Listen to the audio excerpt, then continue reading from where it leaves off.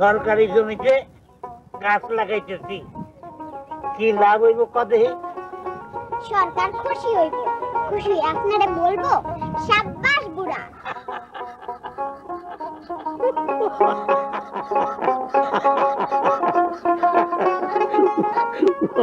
লাগো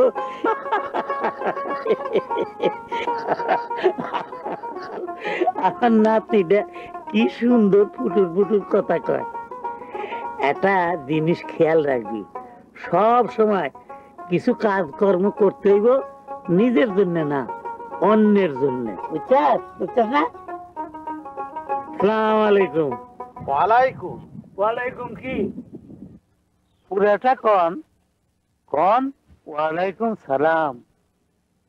সালাম কিভাবে নিতে হবে এটা আমার তোমার কাছে শিখতে হইব। শিক্ষার মধ্যে কোনো দোষ নাই, সবার কাছ থেকে শেখা যায়। সরকারি জমিতে গাছ লাগাইতেছ, সরকারের অনুমতি নিছ? যে না, তুলো, গাছটি তুলো। সবার উপকারের জমিতে গাছ লাগাইতেছি।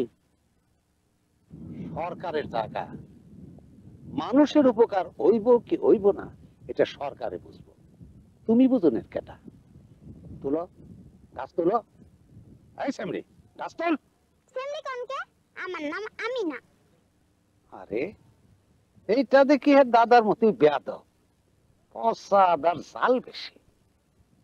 হয় শোনো, সরকারি জমির ক্ষতি সাধন আইনের মধ্যে পড়লে তুমি কিন্তু নিরুপায়। হয় শ্যামরি, তোর দাদাই কিন্তু নিরুপায়। তুলবো? এইটা হইলো মূর্খ থাকনের ফল। লোকটা মূর্খ বইলে এই কাজটা করলো। এই জন্যই শিক্ষার দরকার। মানুষ মানুষে দেখে শিখে। একজন মূর্খের আচার আচরণ দেখে 10 জনে সেটা শিখবো, তার ফল ভালো হয় না।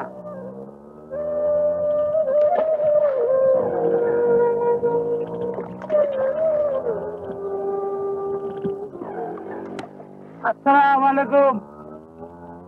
ওয়ালাইকুম।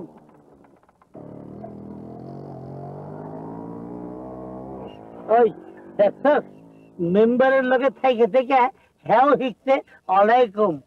আরে ভালো ভালো জিনিস শেখানোর লিগে ভালো ভালো লোকের সঙ্গে থাকতে হয়। শিক্ষার গুণ জানতে হলে শিক্ষিত লোকের সহবাতের দরকার। বুঝছাস বুঝছাস না?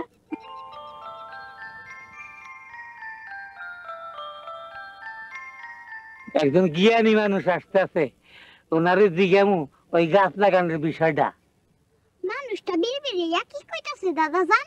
জানি না, বেশি জ্ঞানী তো, তাই বোধ করি চুপ থাকতে পারে না। মেঘের ভেতর ছোটাছুটি করছে বিদ্যুৎ, একেবারেই জুত করতে পারছে না। এক পাল বুনো মোষ দৌড়ে বেড়াচ্ছে হাওয়ায়, আকাশে এলোমেলো গাছের মাথা। একটা ছাতা পেলে বেরিয়ে পড়তাম,